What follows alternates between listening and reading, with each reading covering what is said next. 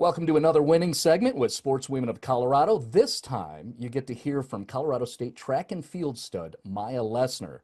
Lesnar is a two-time NCAA track and field individual national champion, and then she has her head coach with her. 18 years as head coach of Colorado State track and field, Brian Bedard. So now, here to run the show is former NCAA basketball and college softball athlete and current executive director of Sportswomen of Colorado, Jennifer Anderson Ehrlich. Thanks, Marty. I'm going to cut to the chase, Mya. Welcome, you two. What did it feel like to win? Yeah, it was amazing. I don't know, I get this question a lot lately, and I think the first time was maybe a little bit of luck. I didn't really know what I was doing, but all the pieces had fallen together. And then there was a couple of challenges in between. And then this last one, as soon as I stepped out onto that track, I knew immediately I was going to do anything I had to do to win that day. So yeah, it was pretty amazing. I just got goosebumps. How did your coach help you to prepare for that? Yeah, well, we've been through a lot together. Right when I came to Colorado State, we've always had a good relationship. I think it took me a while to adapt to Colorado State, maybe. New teammates, new environment, new training. So yeah, I think it just took me some time to mature and to really adapt. But then, yeah, we've been great. I mean, he has full trust in me. I have full trust in him. And we just kind of used this last year to just have fun and to really just trust the process. Coach and Mya, is there anything you two did differently to prepare this year other than last year? We just really wanted to have her focus on some technical cueing and really simplify some of her thoughts in competition, have joy in competing. Because sometimes if you watch Mya compete maybe 2 or 3 years ago, it didn't look like she was having a whole lot of fun, putting a ton of pressure on herself, and it looked like she was going to work at a bad job she didn't like.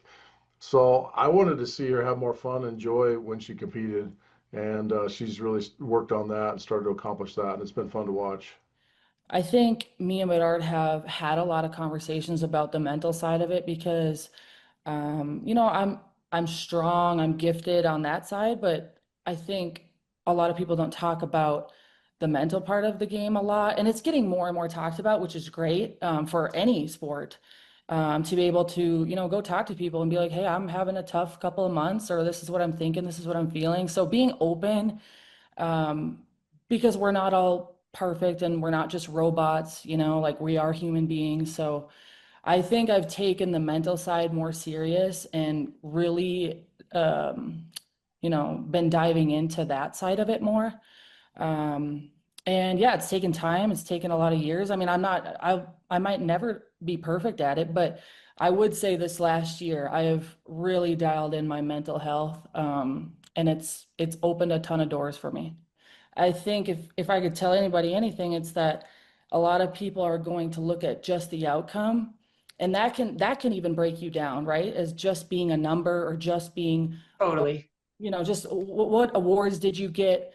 That can be hard. That can be a lot too, and that can make you feel like you're at the bottom again because um, I'm more than track and field.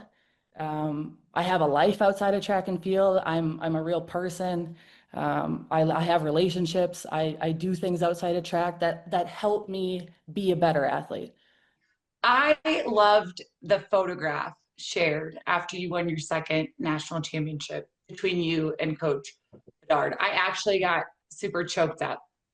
So to see you, with your full expression when you throw or you're exerting all that power, and then to see you hugging your coach in that moment. It's funny you say that because that is not how I am, I don't think, outside of track. I mean, I don't know, but I'm intense, I'm aggressive, I'm very loud, but I I don't know, like a lot of people are like, wow, like those are some intense pictures of you while you throw, or like that doesn't look like you, that isn't you outside of track. And so like I think now I really want to try to like show people both sides because I have both sides, right? Like that's kind of my job face. Yes.